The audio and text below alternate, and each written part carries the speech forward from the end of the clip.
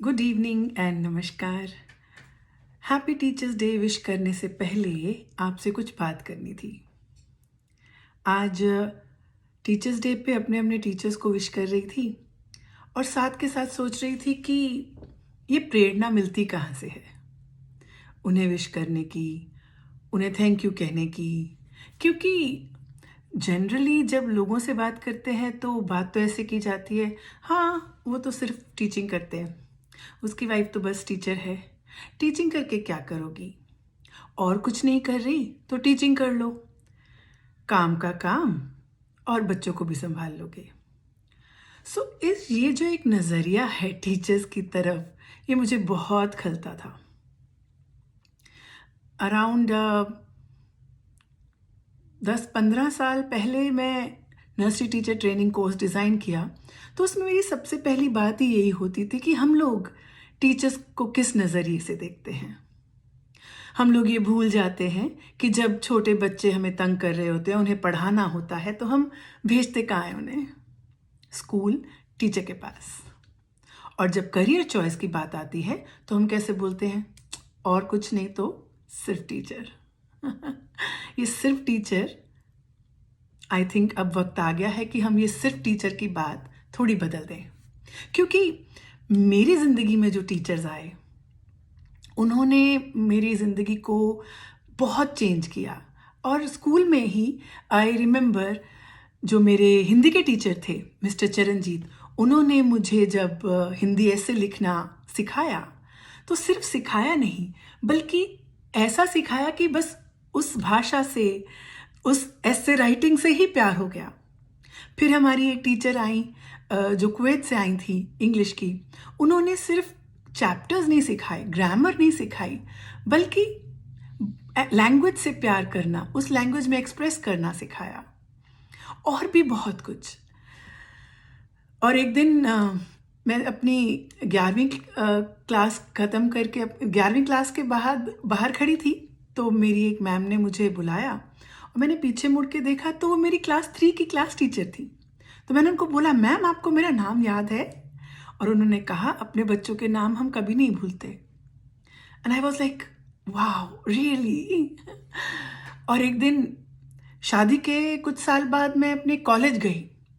वहाँ भी मेरी एक जो पोइट्री की टीचर थी, उन्होंने मुझे देखते ही बोला, Dimple, you have turned into a beautiful swan. And I was like, ma'am, you still remember my name? And she was like, of course, I remember all my children. And I was like, क्या समय, और इतने बच्चों को पढ़ाने के बाद कोई फर्क नहीं पड़ता? या एक टीचर के मन में क्या चलता है, कैसे वो इतने बच्चों को पढ़ा लेती है। 1-2 बच्चे घर पे संभालना ही मुश्किल लगता है। लेकिन क्लास में 30-40, और कंबाइंड क्लास हो जाए तो 50, और कॉलेज में 300-400। सो क्या वो सिर्फ टीचर है? सो आज जब मैं अपने गुरुजनों को, अपने टीचर्स को, सबको याद करती हूँ, ग्रैटिट्यूड फील कर रही हूँ और उनको विश कर रही हूँ, मैं ये भी चाहती हूँ कि अगर आप थोड़ा रुके हैं मेरी बात सुनने के लिए, तो ये भी सोचें कि हम टीचर को किस नज़रिए से देखते हैं। क्यों नहीं हम ये कहें कि टीचिंग एक बहुत रिस्पेक्टेबल प्रोफेशन है। क्या वो करियर चॉइस हो सकता है?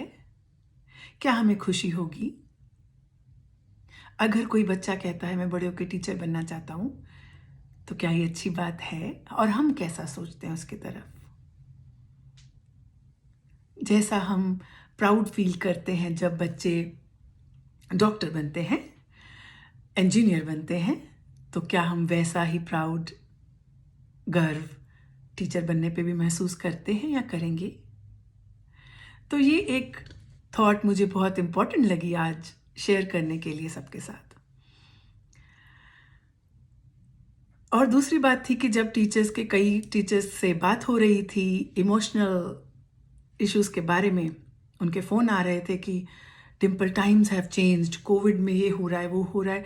डू यू रियलाइज़ वो कितनी जल्दी कंप्यूटर सीख के डिजिटल ऑनलाइन क्लासेस ले रही हैं, सब